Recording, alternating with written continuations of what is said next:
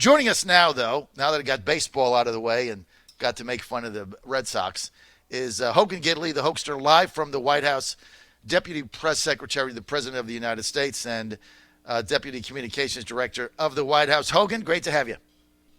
Yeah, right here. I'm so sorry. It's great to be with you. Thanks so much for having me on.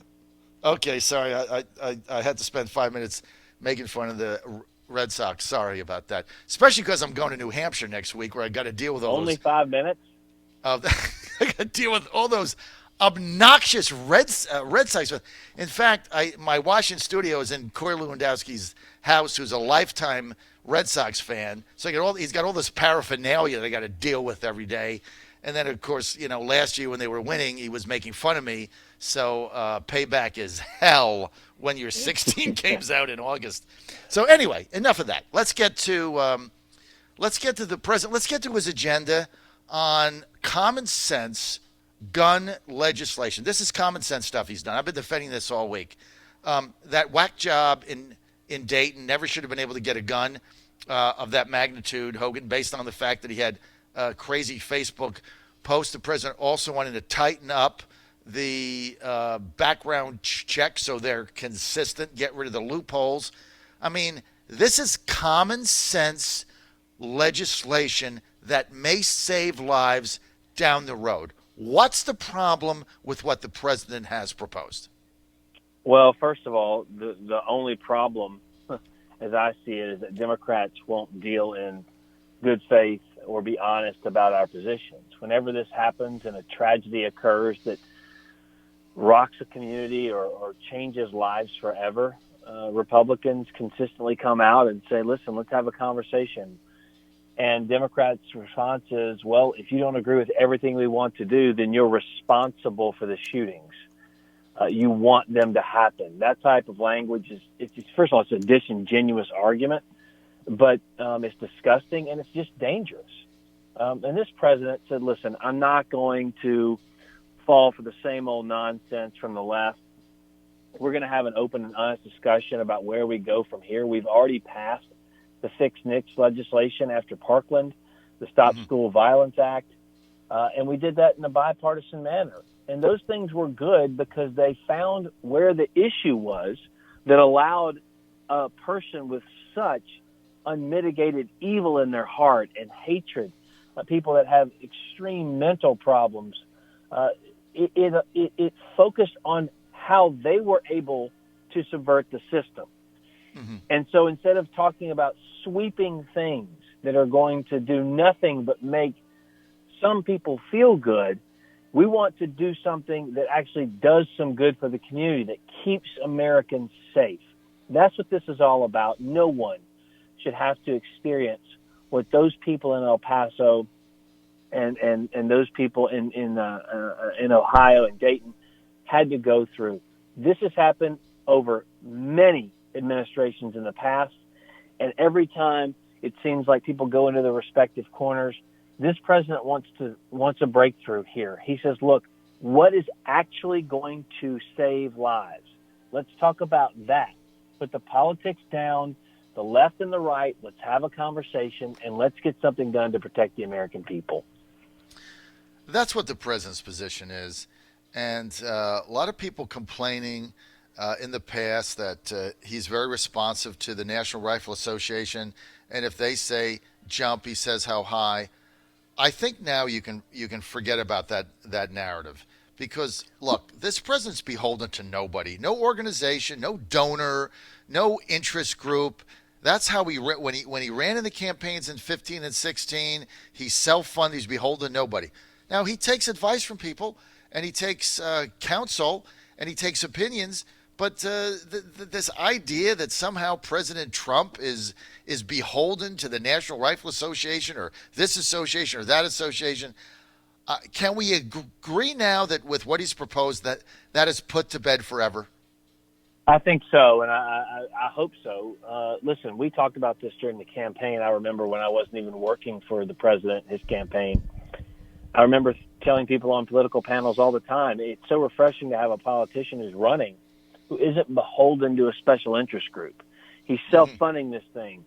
And no matter how many hundreds of millions of dollars his opponents raised, he didn't have to go back at the end and pay the piper. And that's what this is about. The president has one interest group that he has to answer to, and that's the American people. He's done that time and time again, cut across party lines. He came out and condemned racism, hatred, bigotry, white supremacy in full force on Monday. The left waited about 5 hours before they ran to the TV cameras after the last shell casing hit the ground and blamed the president for this atrocity, said unspeakable things about Donald Trump, lied about his positions, and the media just let it happen because they have an agenda and they want people to push that agenda, and they let them on air to do it. And this president was the president of all people. He went in these communities with the First Lady of the United States, and he wanted to share in the sadness, share in the grief, share in the prayers, but also share in the anger. And he made a few suggestions about things that could actually focus in on the main problem in this particular shooting, because extended background checks would not have prevented this shooting from happening at all. So what would have? You mentioned the rape and kill list. There's an exemption on the books for HIPAA rules. If we would have had that exemption in place, you could have gone back and seen what this kid had done in high school with that rape and that kill list, and it could have potentially stopped it. It doesn't require sweeping things. Sometimes it does, sometimes it doesn't.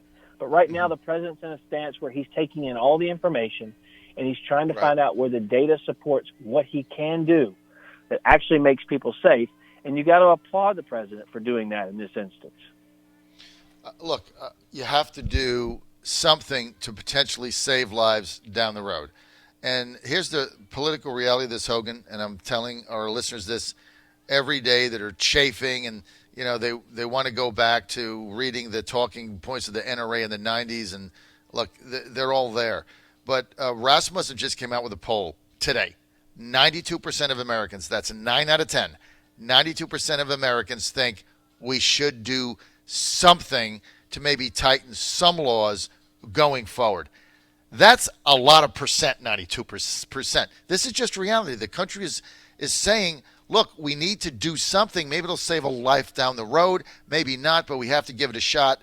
And both of these initiatives that the president has proposed to Republicans in the Senate, neither of them have anything to do with infringing on the Second Amendment, infringing on the Constitution, infringing on your rights, or infringing on anything else. I mean, right now, if you want to get a restraining order because you feel that someone is harassing you, you can go to a judge, and they're going to give it to you for 3 or 5 days, depending on the state that you're in, before you have a hearing, just because they don't know. So better safe than sorry. So you're going to get one for 5 days. Then you go and you have a hearing, and a judge decides if it's worthy or not. They either sign it or they don't. You either believe in the judicial system we have or you don't. And so that's where the president is going with this. You're absolutely right. Had this been in place, maybe this kid in Dayton never gets that gun, and maybe this never happens. The other thing is, it's going to take the suicide rate down, because a lot of these people buy guns, Hogan, and then turn them on themselves because they're sick. So that's something we would like to see lessened as well, right? Yeah, look, a vast majority of gun deaths are related to suicide. There's no question about that. But again, when we get entrenched into our political, foxholes, that becomes problematic. And it's so rich to hear a lot of these Democrats try and deride this president for working to accomplish something for the American people here. You heard the past president, Barack Obama, and Joe Biden come out pretty hard against the president. And it makes me so angry and so sick because, I wish Barack Obama and Joe Biden would have had some political position in their past that would have allowed them to accomplish something. Oh, wait, that's right. You're talking about the vice president and president of the United States when they had a Democrat Congress and a filibuster-proof Senate. They did nothing on immigration. They did nothing on guns. So to pretend as though this is a new problem, that it's all Donald Trump's fault, is not where we need to take this conversation.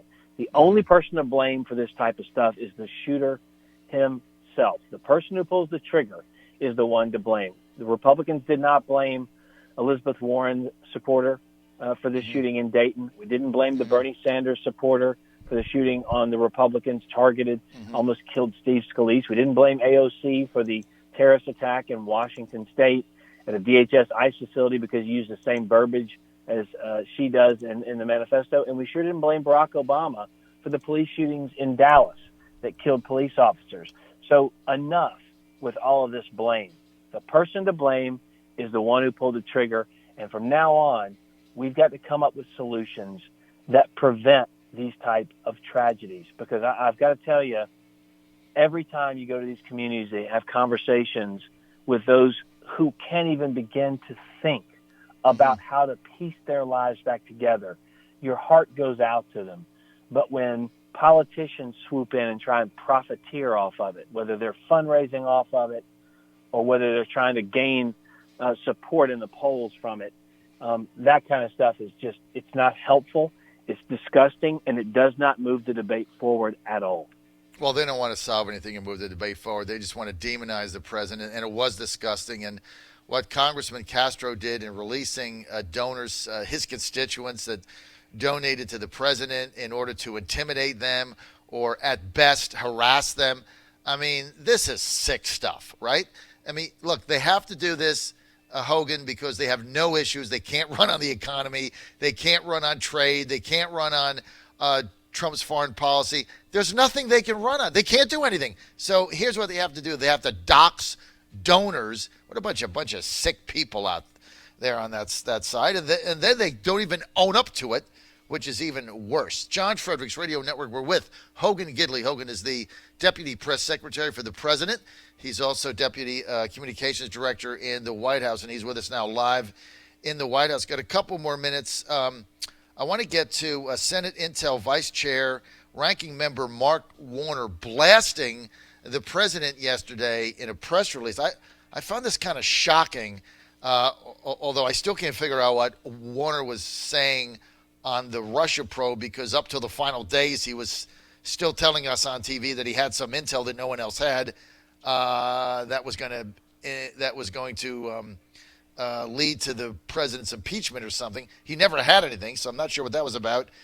But I was stunned by this. He comes out with a press release yesterday blasting the president because 30-year veteran of Intel, Sue Gordon, decides to retire, and he says that the president is running off people. She's been there 30 years. She doesn't agree with his policies, so she's leaving. What the hell do I care how long she's been there? And then for Warner to, it's not like the president fired her. And then for Warner to come out and say there's chaos in the National Intel Unit, what on earth is he talking about? That's a great question. But then again, if we're going to get into what on earth Democrats talk about, this is going to be a really long segment, I guess, because it's tough to know half the time what they mean. But the fact is, I mean, the president thanked Sue for her service. He said she was a great professional. She has a long and distinguished career. Everyone knows that. And she even told the president that, you know, he has the right to have the team in place he wants. And immediately upon her leaving, the president said, "Listen, I'm gonna put up Joseph McGuire. He's an admiral, has a long, distinguished career in the U.S. Navy." And so there is no chaos. There is no concern over at the White House. This president is moving forward on his agenda, and it's a strong one. And you just mentioned it. It's just so tough for Democrats to argue results, so they'd rather argue process. You know, they lied about collusion. They lied about a cover-up. They lied about the crisis at the border. I mean, look, they're all about closing loopholes and potentially infringing on the Second Amendment rights of American citizens. They're about closing those loopholes, but they don't want to close the loopholes at the border. I mean, the hypocrisy here and the inconsistency on these issues is pretty stark. So, look, the president's moving forward. He has a good team around him.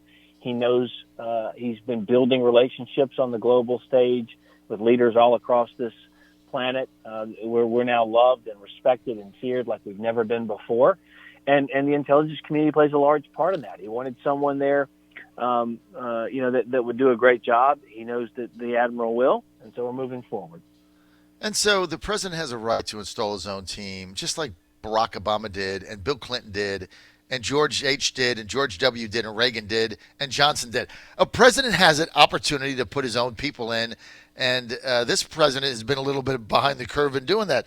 But you know what the grand irony of this is, right? Loading Sue Gordon, distinguished career, how fabulous she is, and they're all upset she left.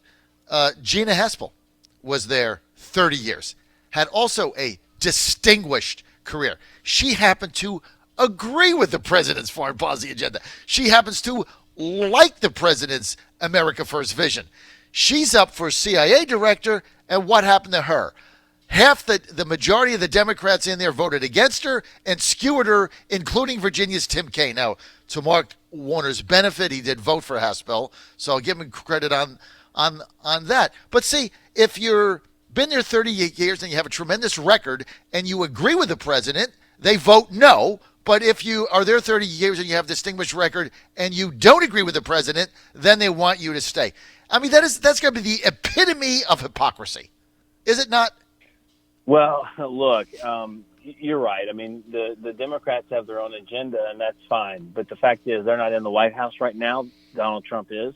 And he has the right to install the team he wants around him. I mean, can you even think of – what if Mark Warner had gotten in office and then was forced to keep every single person from his opponent or from the previous office holder in his Senate office, in his congressional office? Anybody who runs for office, you get to put the team in place that agrees with your agenda. It's only really the president of the United States who comes in and has to deal with hundreds of thousands of employees who've been there forever. Now, there are incredible career employees across the federal government. Right. But just saying it on its face, those same people who are criticizing the president for putting people in place that he wants, I guarantee you, they did not keep their opponents or the incumbents' staff from previous years if they had won the election. So true. So true. Hogan, thanks for being with us. I'm almost out of time, but we got it. We started with baseball. We got to end with baseball. So Hogan Gidley, predict now. It's August 9th. Who's going to be in the World Series, MLB, AL, NL? No idea. It's way too early for me to look. I'm a Yankee fan / Astros fan. Braves are okay. I'm kind of all over the map here. So I don't really have a home team to pull for. My dad was always a Yankees fan, so I have to follow them a little bit. And I don't know too much about professional baseball, except if I know that I like the Yankees, I can't like the Red Sox. So I think you and I are on the same page. I hate the Red Sox. Okay, let me make it easy for you. Astros Cubs World Series 2019. Hogan, I got to go, man. I got to take off. John Fredericks Radio Network.